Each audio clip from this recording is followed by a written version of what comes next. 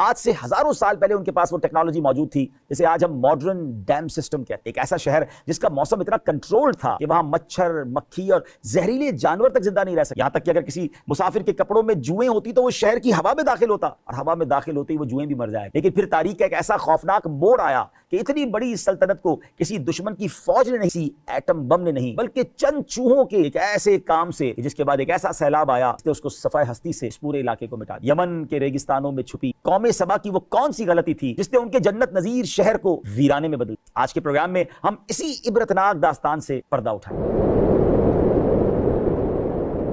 الحمدللہ رب العالمین والصلاة والسلام علی خاتم النبیین، اما بعد فاعوذ باللہ من الشیطان الرجیم، بسم اللہ الرحمن الرحیم. السلام علیکم ورحمۃ اللہ وبرکاتہ. ناظرین، ایک اور پروگرام لے کر حاضر ہیں اور نام ہے بات ہے پچھلے زمانے. آج کس زمانے کی اور کس قوم کی بات؟ قرآن پاک میں جن قوموں کا ذکر کیا گیا ہے ان میں سے قوم سبا بھی ہے. اس قوم کی بستی یمن کے شہر صنعاء سے 6 میل کی دوری پر واقع. طبا بھی ان میں سے ہی تھے. ملکہ بلقیس کا تعلق بھی انہی میں سے ہے. یہ بڑی نعمتوں اور راحتوں میں آرام و چین میں رہنے والے لوگ. قوم سیلاب سے تباہ ہوئی تھی. قرآن اس واقعے کو کیسے بیان کرتا ہے، آئیے سنتے ہیں. لقد كان لسبإ في مسكنهم آية جنتان عن يمين وشمال كلوا من رزق ربكم واشكروا له بلدة طيبة ورب غفور فأعرضوا فأرسلنا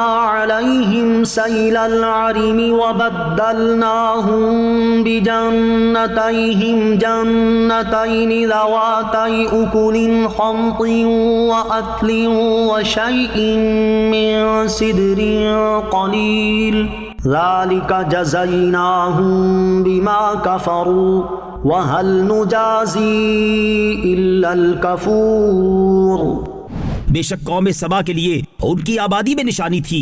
2 باغ تھے، ایک دائیں طرف اور دوسرا بائیں طرف. اپنے رب کا رزق کھاؤ اور اس کا شکر ادا کرو. پاکیزہ شہر ہے اور بخشنے والا رب. تو انہوں نے منہ پھیرا تو ہم نے ان پر زور کا سیلاب بھیجا اور ان کے باغوں کے عوض 2 باغ انہیں بدل دیے جو کڑوے پھل والے اور جھاؤ والے اور کچھ تھوڑی سی بیریوں والے تھے. ہم نے انہیں ان کی ناشکری کی وجہ سے یہ بدلہ دیا اور اب اسی کو سزا دیتے ہیں جو ناشکرا ہو.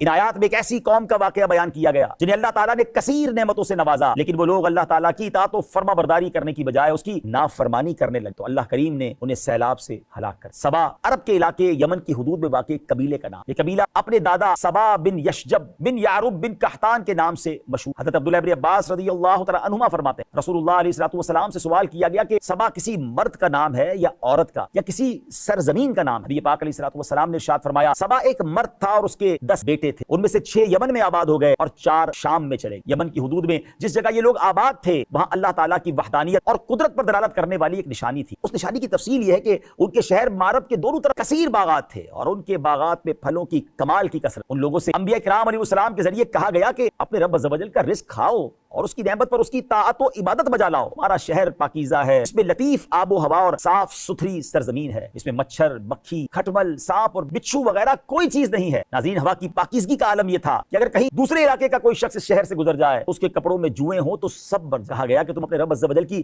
روزی پر شکر ادا کرو اور اس کی اطاعت بجا لاؤ تو وہ بخشش فرمانے والا. اللہ اکبر. اگر کوئی عورت اپنے سر پر ٹوکرا رکھ کر نکلتی تو کچھ دور جانے کے بعد وہ ٹوکرا پھلوں سے بھر جاتا تھا. درختوں سے اتنے زیادہ پھل گرتے تھے کہ ہاتھ سے توڑنے کی ضرورت بھی پیش نہیں آتی. سبا والوں نے اس نعمت کی ناشکری کی، منہ پھیرا، انبیاء کرام علیہ الصلوۃ والسلام کو جھٹلایا. حضرت وہب رضی اللہ عنہ کا قول ہے کہ اللہ تعالیٰ نے ان کی طرف 13 نبی بھیجے جنہوں نے ان کو حق کی دعوت دی اور اللہ تعالیٰ کی نعمتیں یاد دلائیں اور اس کے عذاب سے ڈرایا، لیکن وہ ایمان نہ لائے اور انہوں نے انبیاء کرام علیہ السلام کو جھٹلا دیا اور کہا ہم نہیں جانتے کہ ہم پر خدا کی کوئی نعمت ہے. تم اپنے رب عز و جل سے کہہ دو کہ اس سے ہو سکے تو وہ ان نعمتوں کو روک. اللہ اکبر. کیسی سرکشی ہے، کیسی بے باکی ہے. اللہ کو چیلنج کیا جا رہا ہے. قوم سبا کی نافرمانی کے سبب اللہ کریم نے ان پر عظیم سیلاب. ناظرین، جس علاقے میں یہ قوم آباد تھی وہاں ان کے دونوں جانب پہاڑ تھے جہاں سے نہریں اور چشمے بہ بہ کر ان کے شہروں میں آتے تھے. اس طرح نالے اور دریا بھی ادھر ادھر سے آتے تھے. دریا کی دونوں جانب باغ اور کھیت لگا دیے دیے گئے تھے۔ پانی کی کثرت اور زرخیز ہونے کی وجہ سے یہ علاقہ سرسبز رہا کرتا تھا۔ قدیم بادشاہوں میں سے کسی نے پہاڑوں کے درمیان دیواریں بنا کر بڑا ڈیم تعمیر کر دیا تھا، اس میں 12 سوراخ بنا دیے تھے، جتنی ضرورت ہوتی اسی قدر سوراخ کھولے جاتے اور پانی لے لیا جاتا۔ قوم سبا کے بارے میں یہ بھی بیان کیا گیا کہ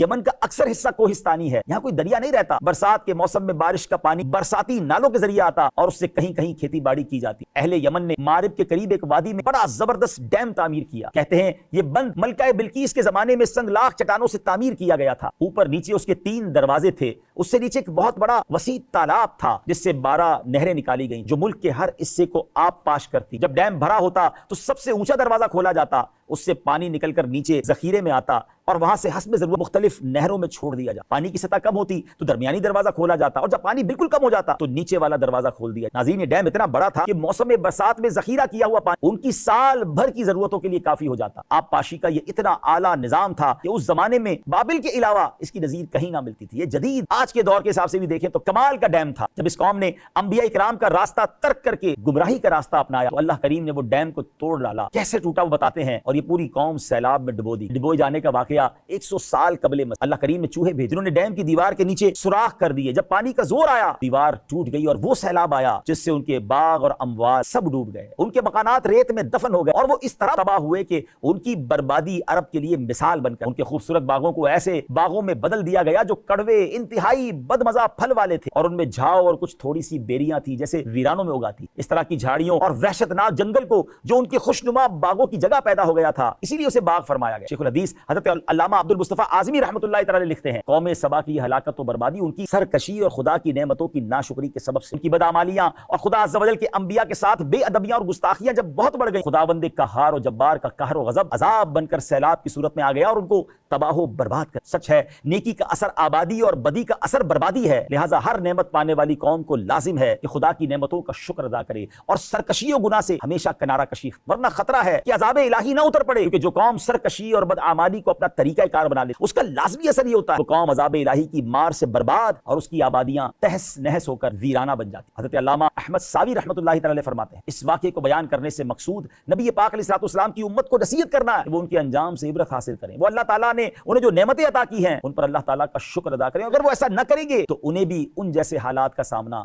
کرنا پڑا۔ ہم بھی آئے دن ناظرین سمندری طوفان اور سیلاب سے ہونے والی عبرتناک تباہی کے نظارے اپنی آنکھوں سے دیکھتے رہتے ہیں، لیکن افسوس اس کے باوجود بھی ہم اپنی عملی حالت سدھارنے کی بجائے اپنی سابقہ نافرمانی والی روش اختیار کیے ہوئے۔ اللہ کریم میں عقل سلیمت معلوم ہوا کہ انسان ناشکری کرنے کی وجہ سے خود مصیبت کا شکار ہوتا ہے۔ یہی بات ایک اور آیت سے بھی معلوم ہوتی ہے، چنانچہ رب کریم قرآن مجید میں ارشاد فرماتا ہے وضرب الله مثلا قرية كانت آمنة مطمئنة يأتيها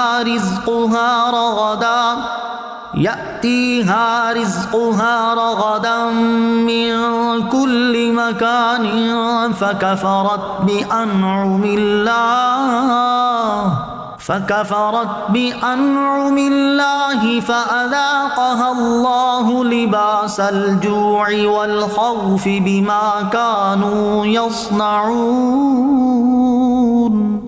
اور اللہ نے ایک بستی کی مثال بیان فرمائی جو امن و اطمینان والی تھی، ہر طرف سے اس کے پاس اس کا رزق کثرت سے آتا تھا، تو وہاں کے رہنے والے اللہ کی نعمتوں کی ناشکری کرنے لگے تو اللہ نے ان کے اعمال کے بدلے میں انہیں بھوک اور خوف کے لباس کا مزہ چکھایا۔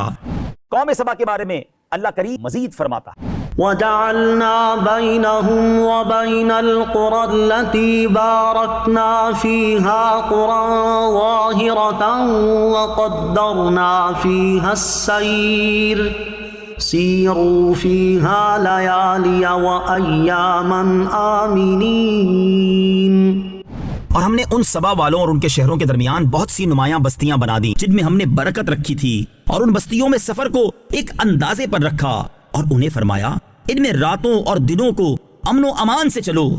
خوشحالی اور نعمتوں کی کثرت والے ان حالات کی بنا پر اترانے اور تکبر کرنے لگے اور مالداروں میں حسد پیدا ہو گیا کہ ہمارے اور غریبوں کے درمیان کوئی فرق ہی نہیں، یوں ہی جو امن و عافیت انہیں حاصل تھی جیسے منزلیں قریب قریب ہیں اور لوگ خرامہ خرامہ ہوا خوری کرتے چلے جاتے ہیں، تھوڑی دیر کے بعد دوسری آبادی آ جاتی ہے، وہاں آرام کرتے ہیں، نہ سفر میں تکان ہے نہ کو۔ اس پر انہوں نے قناعت نہ کی، ہونا تو چاہے تو شکر کرتے کہ کتنا آسان ہو گیا سفر۔ تمنا کرنے لگے کہ اگر منزلیں دور ہوتی، سفر کی مدت دراز ہوتی، راستے میں پانی نہ ملتا، جنگلوں اور بیابانوں میں سے گزر ہوتا، ہم اپنا سامان ساتھ لے کر چلتے، پانی کا انتظام کرتے، سواریاں اور خدام ساتھ رکھتے सफर में मुशक्कत उठाने का लुत्फ आता, अमीर और गरीब का फर्क जाहिर हो। उस पर उन्होंने क्या दुआ की, ऐ हमारे रब हमारे और शाम के दरमियान जंगल और बयाबान कर दे ताकि बगैर तोशा और सवारी के सफर ना हो सके। अल्लाह करीम ने उनकी ये दुआ कबूल फरमा ली और उनके शहरों को वीरान वज़लमू अनफुसहुम, और उन्होंने खुद ही अपना नुकसान किया। तफसीर में है यानी सबा वालों ने तकब्बुर और सरकशी करके खुद अपना ही नुकसान किया, और हमने उन्हें बाद वालों के लिए किस्से कहानियां बना ताकि वो उनके अहवाल से इबरत हासिल करें। और उन कबीलों को एक दूसरे से बिल्कुल जुदा जुदा कर दिया, वो बस्तियां गर्क हो गई और लोग बेघर होकर जुदा जुदा शहरों में पहुंचे। नाज़रीन जरा गौर कीजिए, कंफर्ट जोन ने बर्बाद कर दिया। अमीर और गरीब का फर्क होना चाहिए, इस सोच ने बर्बाद कर दिया। गरीबों को सहूलत क्यों है, इस सोच ने बर्बाद। क्या आज ऐसा नहीं है? गरीबों से दूर रहते लोग, अपने साथ नहीं बिठाते, चाहते हैं हमारा और उनका स्टेटस अलग होना चाहिए, हमें ज्यादा प्रोटोकॉल मिलना चाहिए। नहीं मेरे प्यारे, अल्लाह के नजदीक इज्जत वाला कौन है? इन्न अक्रमकुम इंदल्लाहि अत्काकुम, अल्लाह के नजदीक इज्जत वाला वो है जो ज्यादा तकवे वाला। तकब्बुर नहीं करना, बल्कि ऐसे लोगों को तो ज्यादा प्यार देना है जिनके पास प्रिविलेजेस कम हैं,